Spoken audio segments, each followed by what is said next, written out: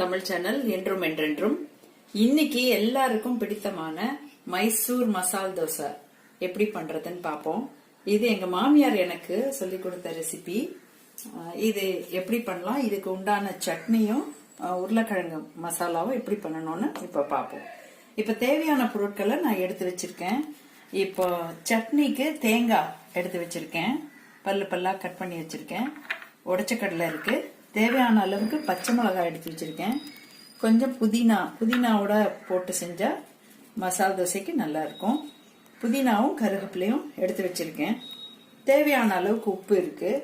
And உருளைக்கிழங்கு மசாலா பண்றதுக்கு வேக வச்சு பொடிச்ச உருளைக்கிழங்கு இருக்கு, வெங்காயம் நறுக்கி வச்சிருக்கேன், பச்சை மிளகாய் இருக்கு, புதினா இருக்கு, கொத்தமல்லி ஆப்ஷனல், நம்ம போட்டுட்டா இன்னும் டேஸ்டியா இருக்கும் கொத்தமல்லி. நான் இப்போ கொத்தமல்லி போடல, வீட்டுல என்ன இருக்கோ அதை வச்சு நான் இப்ப செய்யறேன். இப்போ சட்னி எப்படி பண்ணலாம்னு பார்க்கலாம். தேங்காய் அப்படி நறுக்கி வச்சிருக்கேன் இல்லையா, அதை மிக்சி ஜாருக்குள்ள போடுறேன். நான் ஒரு பல்லு பூண்டு எப்பவும் போட்டுப்பேன் சட்னிக்கு, அது நல்ல ஒரு டேஸ்ட் பூஸ்டரா இருக்கும் எப்பவுமே. அப்புறம் தேவையான அளவுக்கு பச்சை மிளகாய் எடுத்து வச்சிருக்கேன் இல்லையா, அதை எடுத்து இப்ப பச்சை மிளகாவை போட்டிருக்கேன். புதினா இலைகளையும் கருவேப்பிலையும் எடுத்து வச்சிருக்கேன், அதையும் போட்டிருக்கேன். இப்ப இதை சட்னி ஆக்குவோம். இது நல்ல மசிய விட்டு உடைச்ச கடலையை போட்டு அரைச்சிப்போம். அண்ட் சட்னி ரொம்ப நீர்க்க இருக்கக்கூடாது, கொஞ்சம் கெட்டியா செமி சாலிடா இருந்தாதான் தோசைக்குள்ள நம்ம போட்டு ஸ்ப்ரெட் பண்ணி பண்ண போறோம். அதுக்கேற்ற மாதிரி இப்ப சட்னியை நம்ம அரைச்சிப்போம். இப்ப கடாயை அடுப்புல வச்சுட்டேன், வானிலைய தேவையான அளவு எண்ணெய் யூஸ் பண்ணுவோம். இந்த உருளைக்கிழங்கு மசாலா பண்றதுக்கு எப்பவும் போல நம்ம தாளிக்கிறதுக்கு உபயோகப்படுத்துற கடுகு உளுத்தம்பருப்பு கண்டிப்பா போடணும். எண்ணெய் காஞ்சிட்டு இருக்கு. இப்போ கொஞ்சமா கடுகு போட்டிருக்கேன்.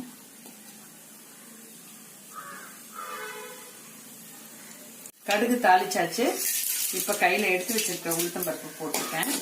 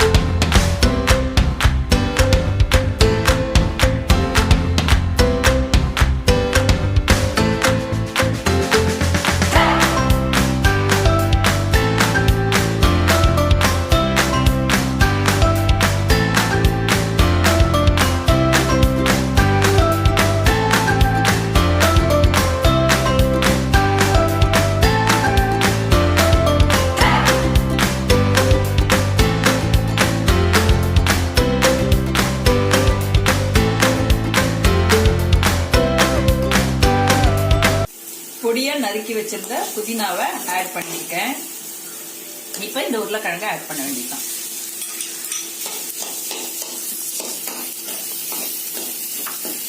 அப்ப வெங்காயம் வதங்கிறதுக்காக கொஞ்சமா உப்பு போட்டோம். இப்ப இன்னும் கொஞ்சம் உப்பு உருளைக்கிழங்குக்காக போட்டுட்டேன்.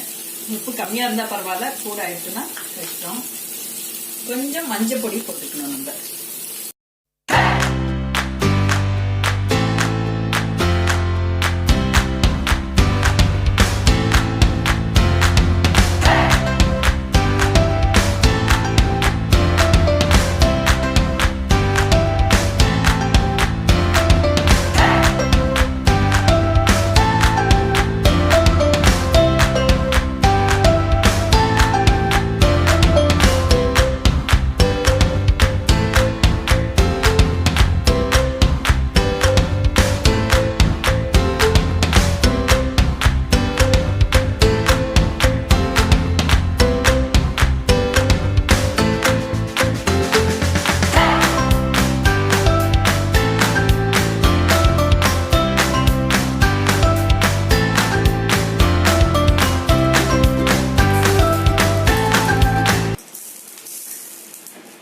தோசை போடுறதுக்கு தவா சரியான சூடில் இருக்குது, தோசைக்கல்ல சரியான சூடில் இருக்குது.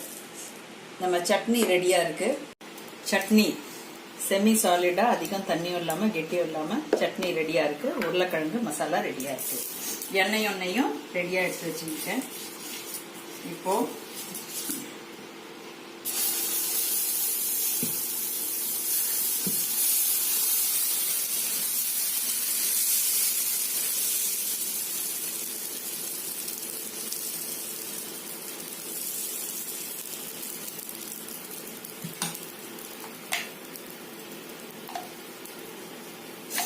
கொஞ்சம் எண்ணெயும் நெய்யும் தாராளமாக ஊற்றினாதான் மசால் தோசை கிறிஸ்பாக டேஸ்டியாக வரும்.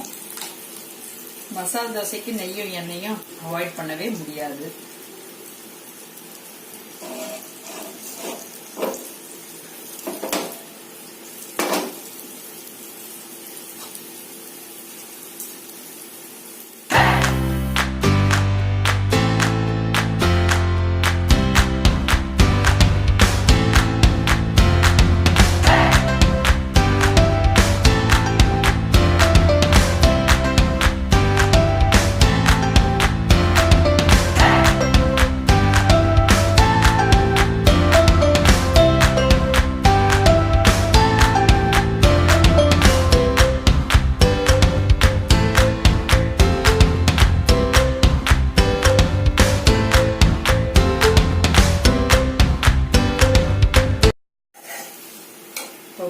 மொறுமொறுன்னு தோசை இருக்கிறதுக்கு 2 பக்கம் ஃப்ரை பண்ணிட்டோம். அதை தவிர நம்ம திருப்பி இப்படி போடும்போது இன்னும் தோசை செவந்து கொடுக்கும். இப்போ இந்த சட்னி எடுத்து வச்சிருக்கோம் இல்லையா, அந்த சட்னியை இப்படி ஸ்ப்ரெட் பண்ணுவோம். ரொம்ப டேஸ்டியாக இருக்கும். மைசூர் மசால் தோசையில் எப்பவுமே சட்னி உள்ளுக்குள்ள ஸ்ப்ரெட் பண்ணி தான் செய்வோம். இது எங்க மாமியார் எனக்கு சொல்லி கொடுத்த ரெசிபி. ரொம்ப ரிச்சா இருக்கும். வீட்டில் செஞ்சா கெஸ்ட் யாராவது வந்தாங்கன்னா மசால் தோசை பண்ணினோம்னா ரொம்ப திருப்தி ஆயிடுவாங்க. 2 தோசை சாப்பிட்டாலும் வயிறு ரொம்ப ஃபுல்லா இருக்கும். தெரியுதா எவ்வளவு ஃப்ரை ஆயிருக்குன்னு? இந்த பக்கம் பாருங்க, இந்த பக்கமும் நல்லா ஃப்ரை ஆயிருக்கா. இதுக்கு வேற எதுவுமே தொட்டுக்க வேண்டாம், அப்படியே சாப்பிடலாம்.